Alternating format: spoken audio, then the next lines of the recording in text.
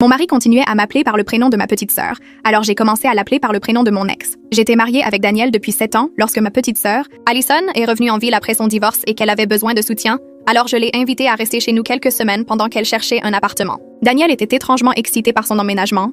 Il a nettoyé la chambre d'amis lui-même, acheté de nouveaux draps et y a même mis des fleurs. Je pensais qu'il était attentionné, mais avec du recul, les signes sont évidents. Le premier soir où Allison était là, nous dînions et Daniel m'a passé le sel en disant « Tiens, Allison ». J'ai ri pour dissimuler. Les gens confondent les noms.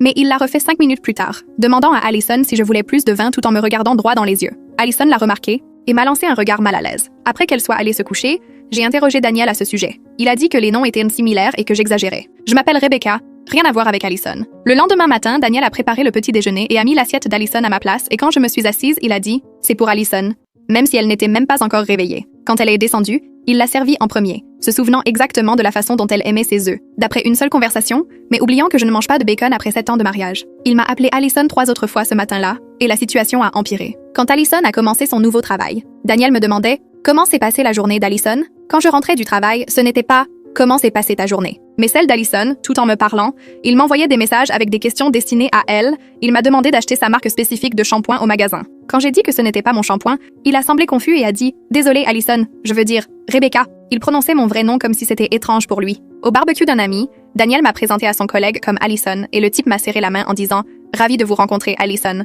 Je l'ai corrigé et Daniel a ri en disant « Il nous confond parce que nous sommes sœurs. Nous ne nous ressemblons pas du tout. J'ai les cheveux bruns et elle est blonde. Je mesure 1m73 et elle 1m57. » Le collègue a semblé confus, mais a accepté. Daniel m'a appelé Allison 4 autres fois à cette fête et les gens ont commencé à le remarquer. Notre ami Jay m'a pris à part, me demandant si tout allait bien. 2 semaines après qu'Allison a emménagé avec nous, Daniel a commencé à nous comparer constamment. Il disait qu'Allison faisait un meilleur café, qu'Allison pliait les serviettes correctement, qu'Allison savait s'habiller pour sa morphologie. Mais il me disait tout ça à moi en m'appelant Allison tout en critiquant Rebecca, comme s'il avait oublié quelle sœur était qui ou s'il s'en fichait. Pendant la soirée cinéma, il s'est assis entre nous sur le canapé et au milieu du film, il a mis son bras autour de moi et a chuchoté « Tu sens bon, Allison ?» Je l'ai repoussé. Allison a tout entendu et elle a commencé à chercher des appartements plus rapidement. Daniel semblait paniqué par son départ. Il m'a dit, en m'appelant Allison à nouveau, que je devrais convaincre ma sœur de rester plus longtemps. J'ai dit « Je suis ta femme, pas Allison ». Il a dit « D'accord, désolé Rebecca ». Mais 5 secondes plus tard, il m'a appelé Allison à nouveau. Le pire a été pendant l'intimité. Une nuit, Daniel m'embrassait et a chuchoté le nom d'Allison. Je l'ai repoussé immédiatement et il a prétendu qu'il pensait au travail, quel travail implique le nom de ma sœur.